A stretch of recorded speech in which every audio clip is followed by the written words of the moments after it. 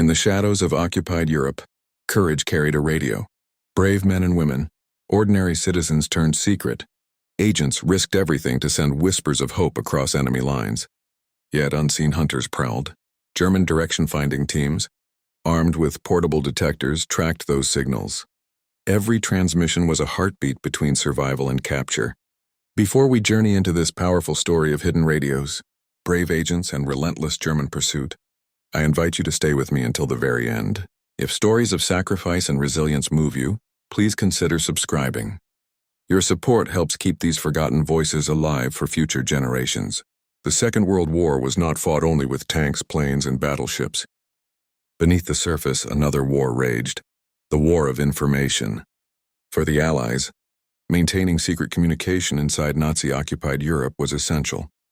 Resistance movements needed instructions, supplies, and above all, hope.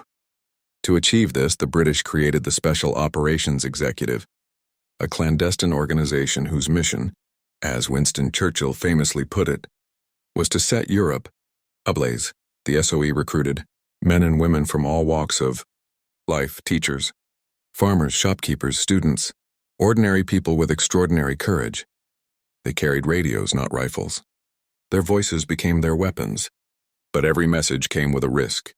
Each coded transmission, tapped out through crackling radios, lit a beacon for German direction-finding teams. These agents knew. The longer they stayed on air, the closer death crept. The Germans, experienced in signals intelligence from the First World War, quickly realized the power of wireless communication in enemy hands. By 1941, they had formed special units, Funkabwehr, or radio defense, to track down illegal transmitters. Their weapon?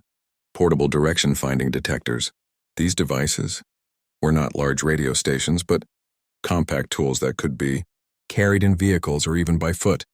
They worked on a simple but deadly principle: triangulation. One team would detect the direction of a signal. Another team elsewhere would do the same. Where the lines crossed, the origin was revealed. The Germans refined this system to terrifying efficiency. Black vans roamed city streets, antennas rising like insect feelers. Pedestrians thought they were ordinary vehicles. In reality, the vans were predators searching for a single pulse of hidden code. Imagine an SOE agent in a tiny apartment in Paris, unfolding a clandestine radio set hidden inside a suitcase. He wires up the aerial, glances nervously at his watch, and begins transmitting. Somewhere nearby, a German team turns their DL. The portable detector had a loop antenna, sensitive to the direction of incoming radio waves. As the operator rotated the loop, the signal grew stronger or weaker, allowing him to mark the angle of arrival. With one angle, the signal might be anywhere along a line.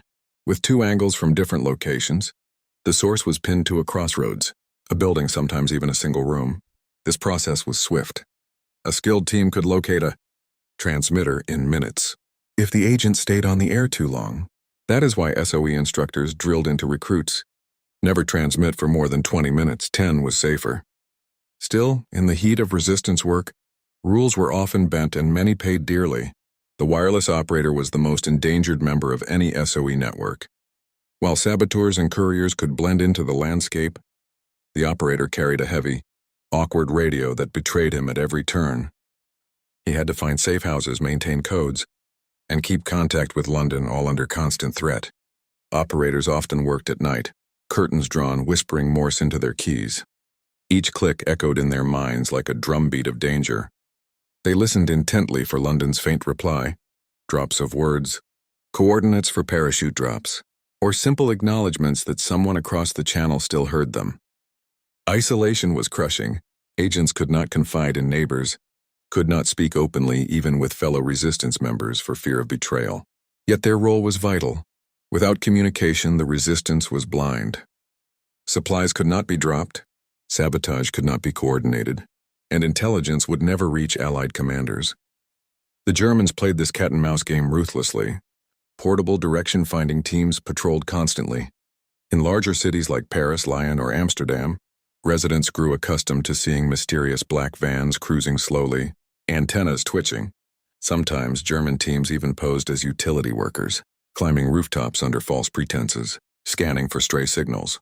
When suspicion fell upon a neighborhood, soldiers would seal the area, cutting off streets, and sweep building by building. Agents caught with radios rarely lived long.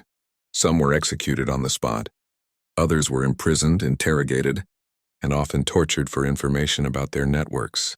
Despite the risks, operators persisted. Their bravery was not reckless but necessary. Every successful transmission meant weapons for the resistance, food for the hungry, and hope for the oppressed. It is important here to pause and honor individual lives. Take the story of Noor Inayat Khan, an SOE wireless operator in Paris. Born in Moscow, raised in Paris and London, she was gentle, artistic, and utterly unsuited, at least on the surface, for the brutal world of espionage. Yet she volunteered. When the Germans dismantled her network, London urged her to return home. She refused. "I will stay," she said, knowing full well the danger. For weeks she eluded capture, constantly moving, lugging her heavy transmitter from attic to attic. Finally betrayed, she was captured and imprisoned. Even under torture, she gave nothing away. In 1944, she was executed at Dachau. Her final word, witnesses said, was liberté. Her story is but one among hundreds. Each operator carried the same burden, to speak, knowing that their words might be the last thing they ever sent. To understand why the Germans hunted radios so obsessively, one must see their impact. SOE operators coordinated acts of sabotage that crippled German logistics. They organized resistance groups that derailed trains, blew up bridges and cut telephone lines. They guided Allied bombers to precise targets by providing maps and coordinates. In the months before D-Day, their work was decisive. Messages sent from hidden attics in France ensured that rail networks were paralyzed, just as German reinforcements were needed. Communications crackled with the heartbeat of liberation. For the occupiers, every clandestine signal was a thread in a vast, invisible web tightening around them. Hence the relentless pursuit. We must not romanticize this too easily. For every successful transmission, countless operators were captured. The average lifespan of an SOE wireless operator in occupied France was estimated at just 6 weeks. 6 weeks before discovery, capture, or death. Interrogations were brutal. The Gestapo, desperate to unravel entire networks, subjected prisoners to unimaginable cruelty.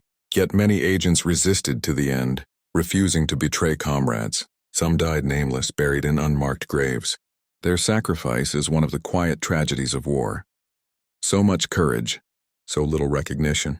It is striking that this deadly struggle came down to something as simple as physics. On one side, the courage of human beings with fragile radios. On the other, the precision of German engineering and mathematics. The detectors themselves were not magical.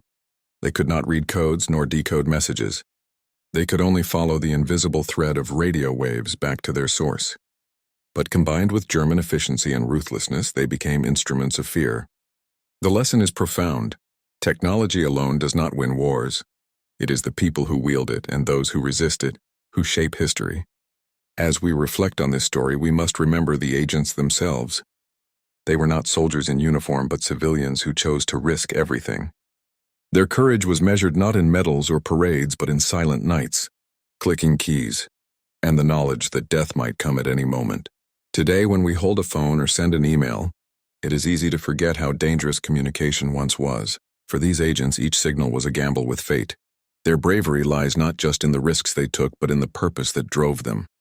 To fight for freedom, to liberate nations, to give hope where none remained. The story of German portable, direction-finding detectors and the SOE wireless operators is more than a technical history. It is a testament to the human spirit under siege. Machines hunted men, but courage endured. The Germans employed science to destroy, but the agents used science to resist. And though many were captured, tortured, or killed, their messages still reached London. Their efforts still shaped victory, and their legacy still inspires us today.